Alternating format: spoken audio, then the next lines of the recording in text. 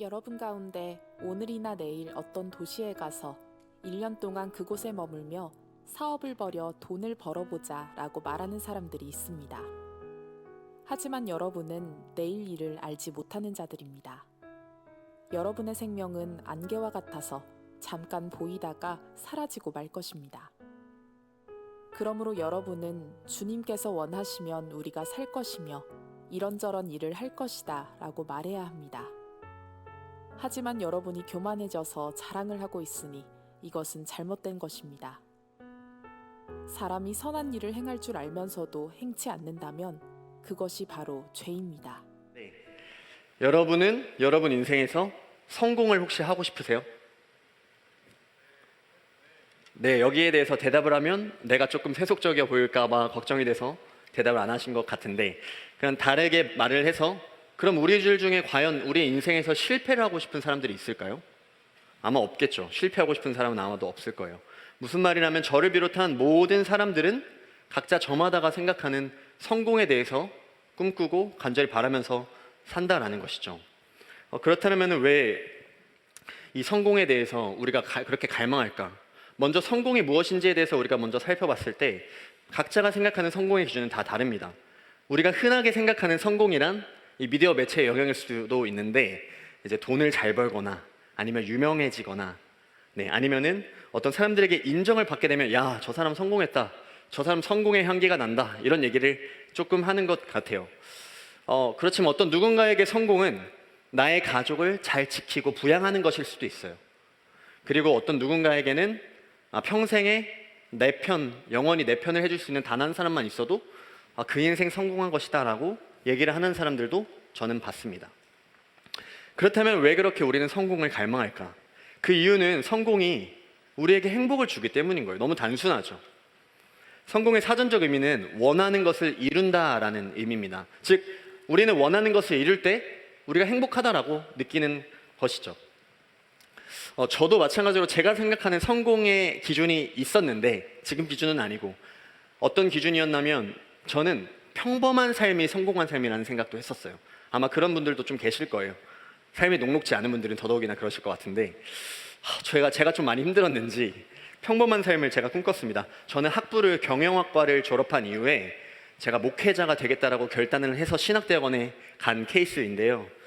막상 제가 목회자가 되겠다고 결단을 하니까 너무나도 두렵고 너무나도 걱정되는 일들이 막 찾아오는 거예요. 하나님의 부르심에 대해서도 의심이 가고, 또 내 생계에 대해서 너무나도 공포스럽고, 그리고 기약 없는 이 수험 생활에 대해서도 너무나도 두려웠습니다.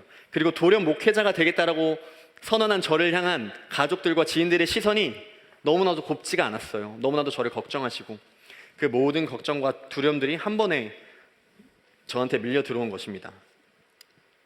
사실 내가 목회자가 되겠다라고 결단하면 하나님이 주시는 꿈과 비전으로 가득 채워져야 되는데, 오히려 저는 그 스타트를 걱정과 두려움으로 채운 채로 시작을 한 거였어요.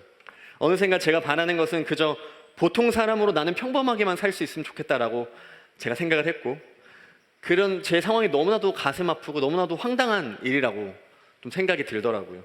목회자로 살겠다라고 결단을 했는데 평범한 삶을 추구한다는 것은 사실 좀 어불성설일 수도 있는 거죠. 제가 원하고 바라는 그 평범한 삶이라는 그 성공을 위해서 저는 그래서 열심히 공부도 하고요, 열심히 멘토링도 받았어요. 공부도 열심히 하니까 성적도 오르고 또 아는 것도 늘어나기 시작해서 감사한 마음도 있었지만 그 기쁨과 행복은 오래가지 않더라고요. 내가 과연 입시를 성공할 수 있을까? 그리고 입시를 성공해서 입학을 하면 과연 내 삶이 달라질까? 아니면 내가 입학 이후에 졸업을 하게 된다면 나한테는 학교라는 울타리가 없어지는 건데 그때부터 내가 어떻게 살아갈 수 있을까? 그런 수많은 불안한 마음을 제가 잠재우기 위해서는 제가 할 수 있는 것은 그냥 그저 열심히 공부하는 것 뿐이어서 치열하게 공부하기 시작했고, 오전 8시부터 밤 12시까지 16시간 동안을 잠만 자고 나머지 시간을 공부만 하면서 지냈던 것 같습니다. 근데 지나고 보면 너무나도 아이러니한 게 뭐냐면, 그 당시에 내가 평범하고 싶다라고 말했던 그 당시의 삶이 너무나도 평범했던 거예요. 이미 너무나도 평범한 삶을 살고 있었어요. 나는 평범하게 공부를 하고 있고 삼시세끼를 먹을 수 있는 삶을 살아가고 있고, 좋은 동역자가 있고 좋은 멘토가 있고, 또 오히려 평범할 뿐만 아니라 어떻게 보면 감사할 수도 있는 상황인데, 저는 이미 내가 원하는 삶을 살고 있는 걸 수도 있는데, 저는 아직 닥치지도 않은 미래를 끊임없이 걱정하고 두려워하면서 제가 그렇게 하나님 앞에서 미래를 걱정하는 우스꽝스러운 상황을 갖고 있었던 것이죠. 제가 우리 청년분들을 신방하다 보면은 이런 동일한 말씀을 하시는 분들이 많이 계세요. 전도사님, 저 이번에 이직만 하면은 진짜 다 해결될 것 같아요. 근데 이직하고 나서 만났을 때 전 이직하니까 그게 해결이 안 되더라고요 라고 얘기를 하는 거예요. 또는 전도사님, 저 이번에 연봉 협상이 되면은 제 삶이 많이 윤택해지고 제 만족도가 올라갈 것 같습니다. 한두 달 가지 못하더라고요. 그리고 어떤 이제 막 입시가 끝난 청년들 같은 경우에는, 전도사님, 제가 진짜 이 대학이라는 성공을 향해서 열심히 내가 노력하고 입학을 했는데, 막상 입학을 했는데 또 취업을 하기 위해서 스펙을 쌓아야 되고 대외 활동을 해야 된다는 이 사실이 저를 너무나도 무기력하게 만듭니다. 너무나도 저 그래서 아무것도 요즘에 하는 거 없이 그냥 누워만 있고 싶어요 라고 얘기를 하는 청년들도 있습니다. 여러분들 왜 이렇게 오랜 기간 그토록 갈망하고 노력해서 얻은 성공이라는 이 가치가 이렇게 허무하게 빛을 잃어버리는 걸까요? 왜냐하면 결국 성공은 다음과 같은 중대한 질문에 답을 하지 못하기 때문입니다. 나는 누구인가? 그리고 내 진정한 가치는 무엇인가? 그리고 나는 무엇을 위하여 살 것인가? 성공은 처음에만 신기루와 같은 답을 내놓습니다. 처음에는 막 행복이 밀려드는 것 같고, 내가 그렇게 갈망했던 그 특정 집단에 소속된 것 같고, 그리고 내가 그렇게 찌질했던 나를 증명해낸 것 같아서 너무도 기쁘고 그런 마음들이 있습니다. 그러나 이러한 만족감들은 여러분 잘 아시다시피 지속되지 않아요. 금방 사라지는 것이죠. 왜 우리가 원하는 것을 이루었는데, 우리가 소위 말하는 성공을 이루었는데 만족이 없는 것일까요? 왜냐하면 진정한 만족은 상황의 변화에 있는 것이 아니라 바로 우리 하나님께 달려있기 때문입니다. 또한 우리의 행복은 결코 성공이 주는 것이 아니라 하나님이 주시는 것이기 때문입니다.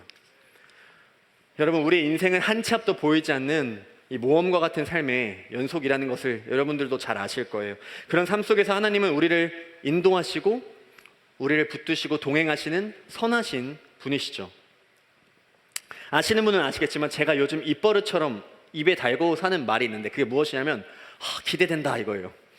기대된다. 사람들이 제가 너무 설레고 기대돼요 맨날 이렇게 입에 달고 사는데, 제 지인들은 이분 왜 이렇게 유난스러워, 이분은 뭐가 그렇게 기대되고 설레길래 기대된다고 하시는 거야 라고 얘기를 할 수 있어요. 여러분, 제가 과연 무슨 좋은 일이 생겨서 그렇게 기대한다고 말을 할까요? 또 제 삶에 어떤 새로운 사건이 일어났길래 설레인다고 할까요? 사실 제 삶에는 딱히 큰 변화가 없어요. 사실 대단한 일이 일어난 것도 아니에요. 제 인생도 마찬가지로 아까 말한 것처럼 한 치 앞도 보이는 모험과 같은 삶의 연속입니다. 그리고 불과 몇 년 전 방금 말씀드렸듯이 평범한 삶이 내 삶의 성공이라고 고백했던 지극히 너무나도 평범한 사람 중에 한 명이죠. 그런데 그런 제가 어떻게 이런 무언가를 설레고 기대하는 마음으로 내 마음이 긍정적으로 변했을까요? 그 이유는 바로 저는 하나님을 기대하기 때문입니다. 하나님을 떠올리고 하나님이 행하실 일들을 생각하면 저는 막 가슴이 터질 것 같아요. 너무 막 가슴이 터져서 여기 계신 분들을 이렇게 보면은 막 설레어요. 하나님이 이 사람들을 어떻게 사용하실까? 이 사람들을 어떻게 불러 모으셨을까? 이렇게 보석같이 아름답게 찬란하게 빛나는 이분들을 향한 계획은 어떤 계획을 갖고 계실까? 저는 막 지금도 갑자기 심장이 벌렁거려요. 유난스러워 보시나요? 제가 요즘 그래요.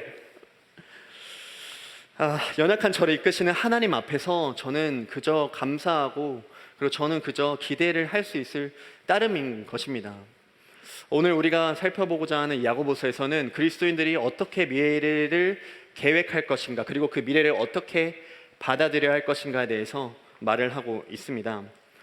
야고보서를 통해서 이 모험과 같은 인생 속에서 하나님께서 주시는 교훈 4가지에 대해서 함께 살펴보려고 하는데요. 그 첫 번째는 바로 하나님을 떠난 성공은 비극이다라는 것입니다.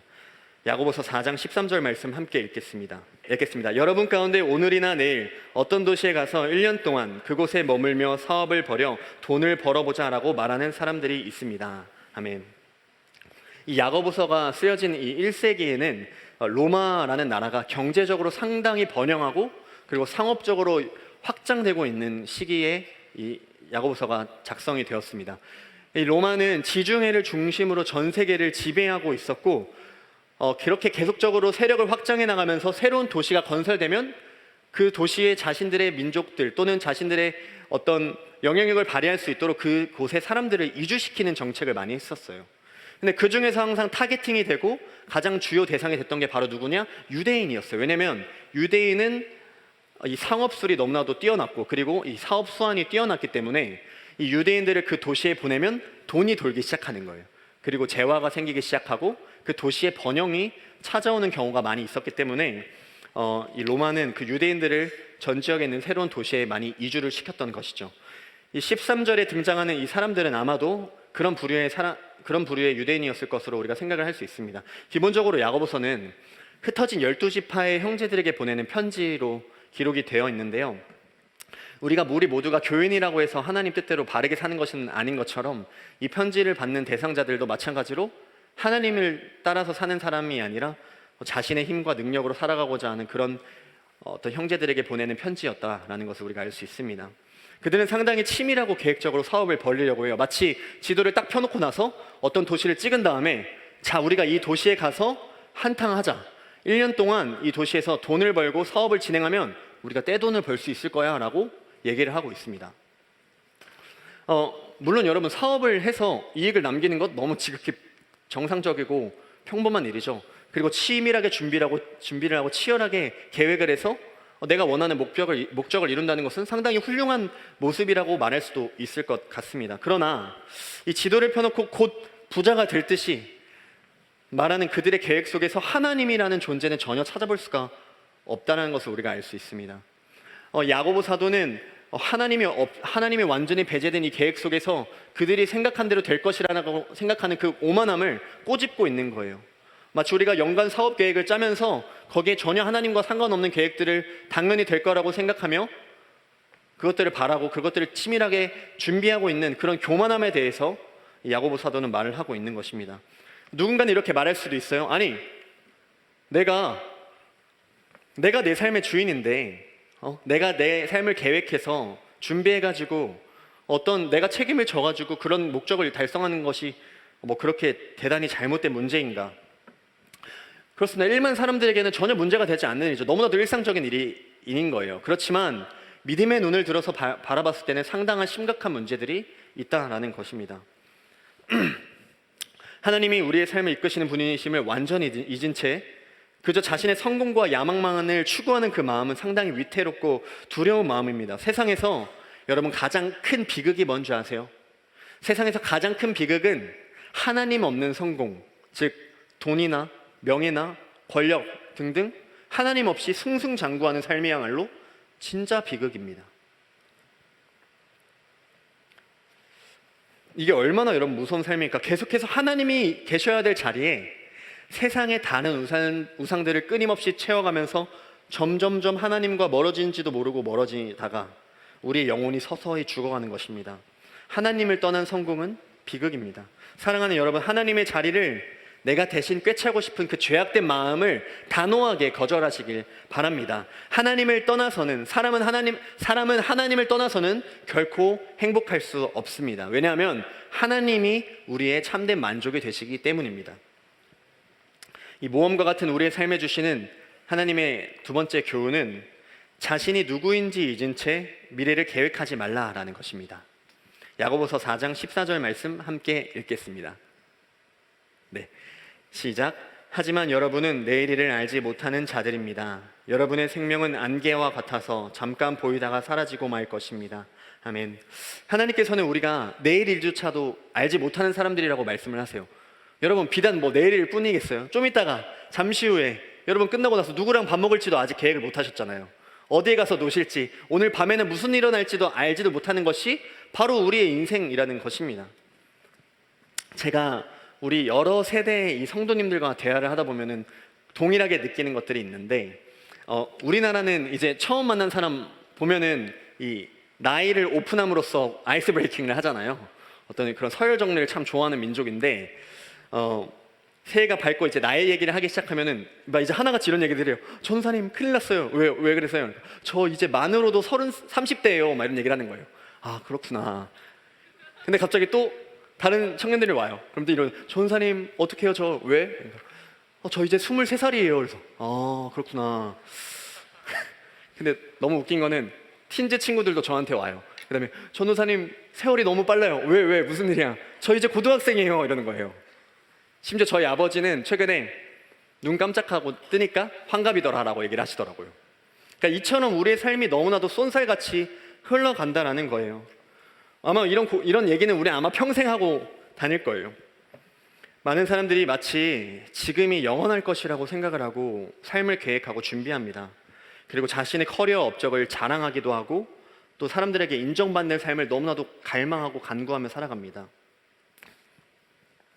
그러나 공들여 세운 탑이라고 하기에는 너무나도 허무하고 우습게 우리의 계획들과 업적들은 실패하거나 사라져 버리는 경우들이 많이 있어요. 한순간에 상황이 뒤바뀌어서 절망으로 빠질 수도 있고 희망이라고는 조금도 보이지 않는 상황 속에서 어두운 터널을 지나는 시기도 우리는 겪고는 합니다.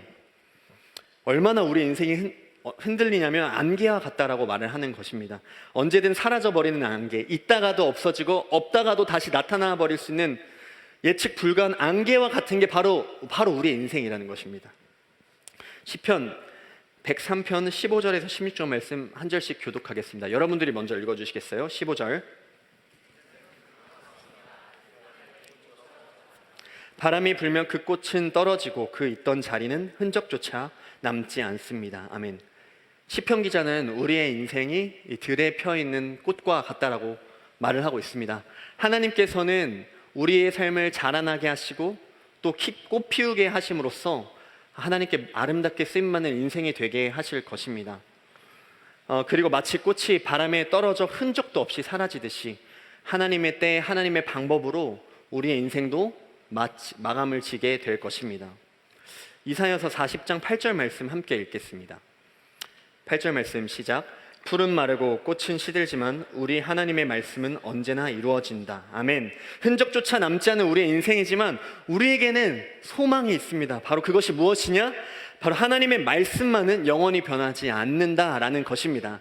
하나님의 이름만은 영원 세세토록 변하지 않고 영광 받으실 것이라는 사실입니다. 사랑하는 여러분, 여러분의 소망을 잠깐 있다가 사라져버리는 안개와 같은 여러분들의 커리어, 여러분의 성공에 두지 마시길 바랍니다. 세상의 유일한 소망, 영원히 변치 않는 하나님께 여러분의 소망을 두시길 축복합니다. 그렇게 하나님을 인정한 사람에게는 영원한 소망이 주어지는 것입니다. 모험과 같은 우리의 삶에 주시는 하나님의 교훈, 세 번째는 자신이 누구의 소유인지 잊은 채 미래를 계획하지 말라라는 것입니다. 야고보서 4장 15절 말씀 함께 읽도록 하겠습니다. 시작. 그러므로 여러분은 주님께서 원하시면 우리가 살 것이며 이런저런 일을 할 것이다 라고 말해야 합니다. 아멘. 앞서 자신의 뜻과 계획을 따르던 사람들과는 다르게 본문에서는 하나님의 뜻과 계획을 따르는 삶에 대해서 말을 하고 있습니다. 이들도 마찬가지로 이런 일도 하고 저런 일도 하지만 그렇게 성실히 살아가는 것은 동일하지만 그 모든 것들 가운데 자신의 뜻이 아니라 하나님의 뜻을 구하고 따른다라는 그런 놀라운 차이가 있는 거예요. 이들은 주님께서 원하시면 살기도 하고 이런저런 일을 하겠다라고 말을 하는데요. 로마서 14장 8절 말씀 함께 읽도록 하겠습니다. 시작. 우리가 산다면 그것은 주님을 위해 사는 것이고 죽는다면 주님을 위해 죽는 것입니다. 그러므로 살든지 죽든지 우리는 주님의 것입니다. 아멘. 살아도 주님을 위해 살고 죽어도 주님을 위해 죽겠다는 이 고백이 여러분 어떻게 사람이 가능한 고백일까요? 그것은 바로 우리의 유일한 인생의 주인이 하나님이심을 인정할 때에만 가능한 고백입니다. 나의 살아가는 것, 내가 누군가를 만나 기쁨과 감사를 누리는 것, 내가 아침에 눈을 떠서 호흡할 수 있는 것, 또 내가 지금 살아서 숨을 쉴 수 있는 것, 이 모든 것들이 우리 삶의 주관자이신 하나님이 허락하신 은혜라는 것입니다. 그냥 주어진 것이 아니라 하나님의 은혜라는 것을 기억하시길 바랍니다.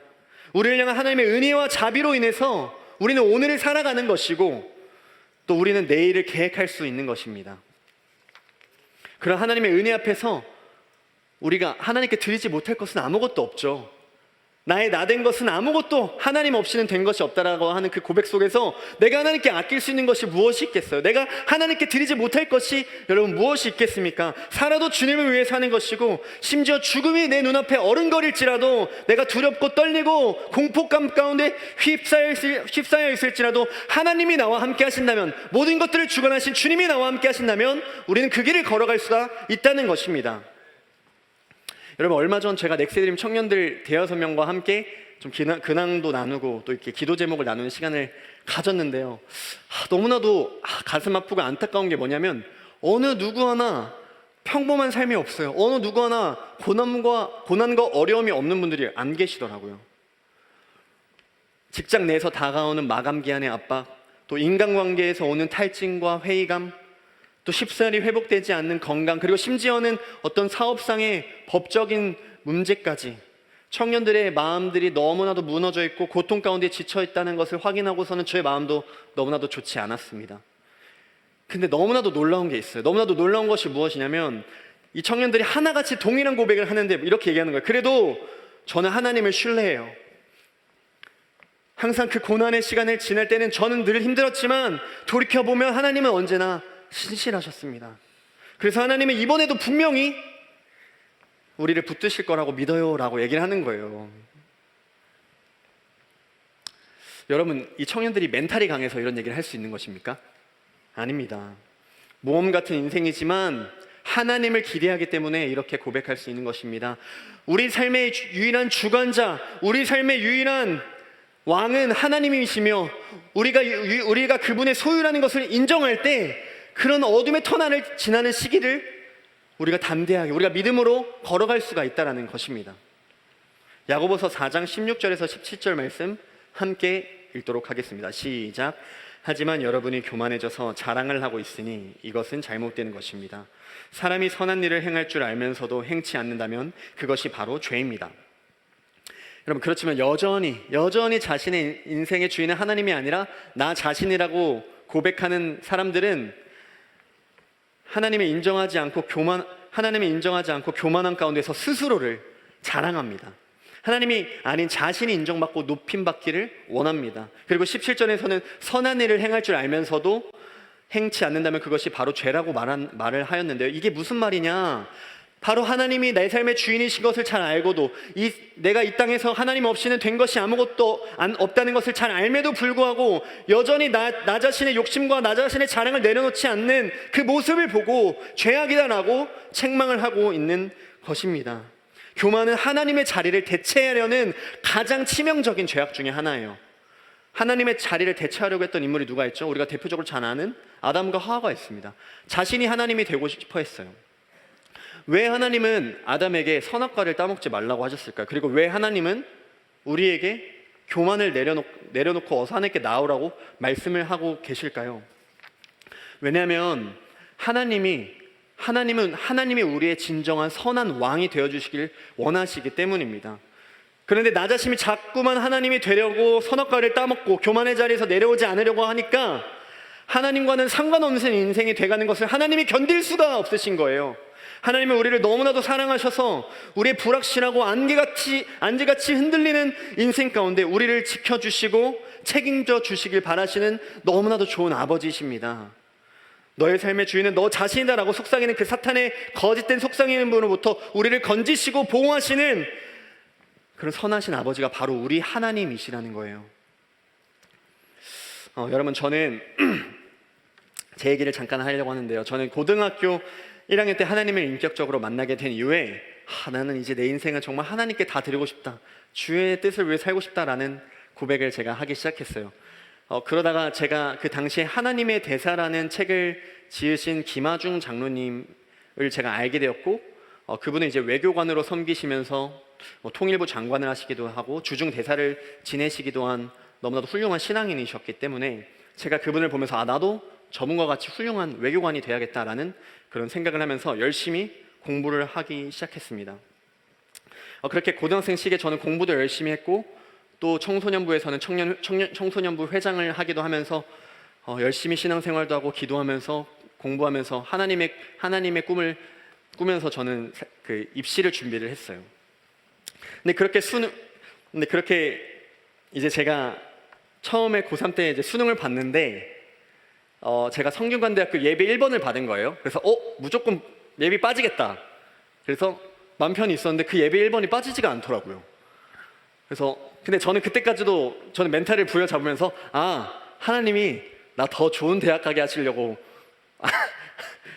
그걸 빼지 않으셨나 보다라는, 지금 생각하면 참 철부지 같은 생각을 했던 것 같아요. 그래서 그러면 나는 더 좋은 학교를 가라는 뜻이니까 서울대를 준비를 해야겠다 이러면서 막 서울대 가려면 공부해야 되는 막 과목들 있잖아요. 그런 것들 준비하면서 입시를 준비를 했어요. 그런데 수능 보기 3일 전에 갑자기 제가 아픈 거예요. 3일 전. 그래서 처음엔 너무 당황했는데 그때도 제가 멘탈을 부여잡고서 수능 당일날 아프면 안 되니까 미리 아프게 하시는 거구나. 감사하다. 이렇게 생각을 했어요. 그래서 그 3일 동안은 막 공부도 안 하고 체력 관리하고 건강 관리에 제가 집중을 했습니다. 근데 그렇게 해서 당일 아침이 됐는데 괜찮은 것 같은 거예요.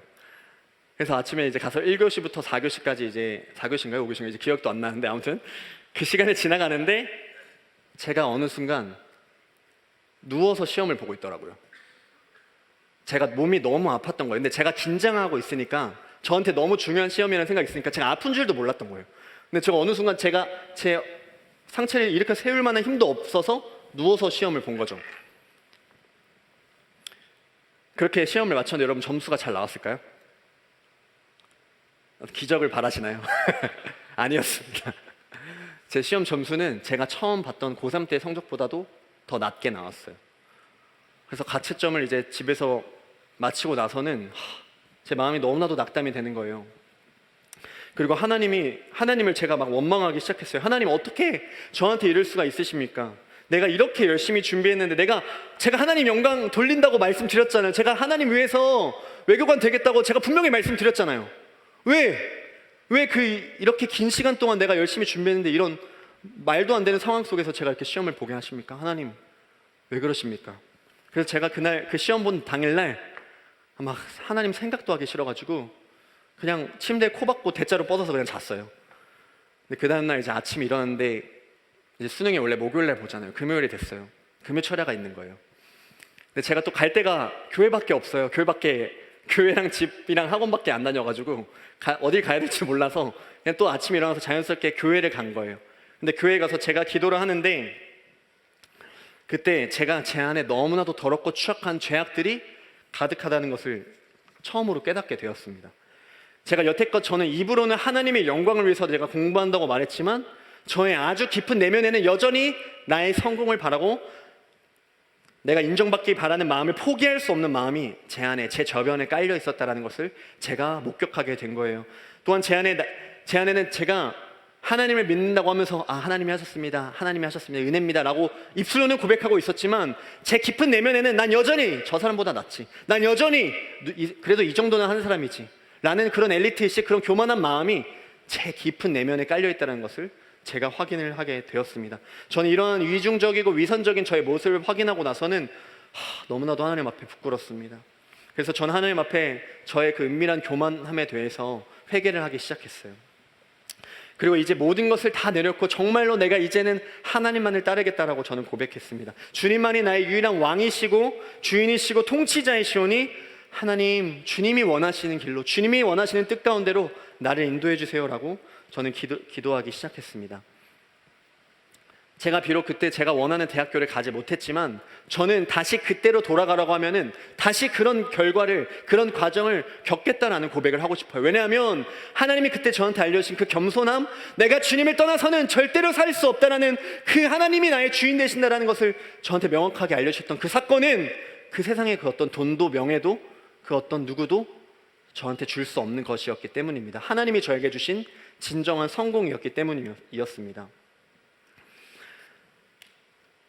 하나님을 진정한 나의 주인이요 왕으로 인정하고 고백할 수 있게 된 저는 너무나도 하나님께 감사했습니다. 내 평생에 진정으로 자랑할 분은 오직 예수 그리스도, 주님 한 분이심을 진심으로 고백하게 된 그 날이 제 인생에서 가장 감사한 날이 되었던 거죠. 저는 불과 전날이 제 인생에서 가장 힘든 날이라고 생각을 했는데 하나님께서 일하셨을 때 그 바로 다음 날은 제 인생에서 가장 감사하고 행복한 날이 되었습니다. 이 모험과 같은 우리의 삶에 하나님이 주시는 교훈 네 번째는 바로 오직 십자가만을 자랑하라라는 것입니다. 갈라디아서 6장 14절 말씀 함께 읽겠습니다. 시작. 그러나 내게는 우리 주 예수 그리스도의 십자가 말고는 아무것도 자랑할 것이 없.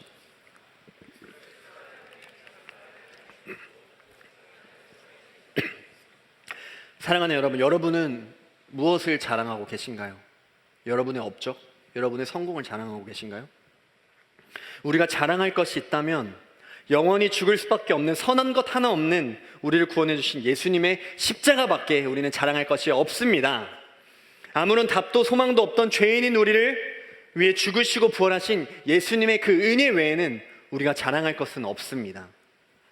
모든 사망의 권세를 이기고 영원한 생명을 허락하신 그 예수님의 십자가 보혈 외에는 우리가 자랑할 것이 도무지 하나도 없습니다.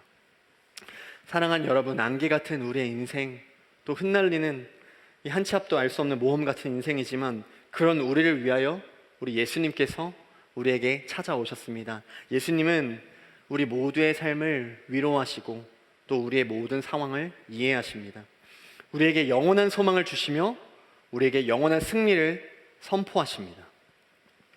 한시도 우리를 내버려 두지 않으시고 세상 끝날까지 우리와 함께 하시겠다라고 말씀하십니다. 이토록 선하고 자비로우신 하나님만을 자랑하는 인생 되시길 축복합니다. 영원히 변치 않은 유일한 소망의 이름 예수님만을 자랑하는 인생 되시길 주님의 이름으로 축복합니다.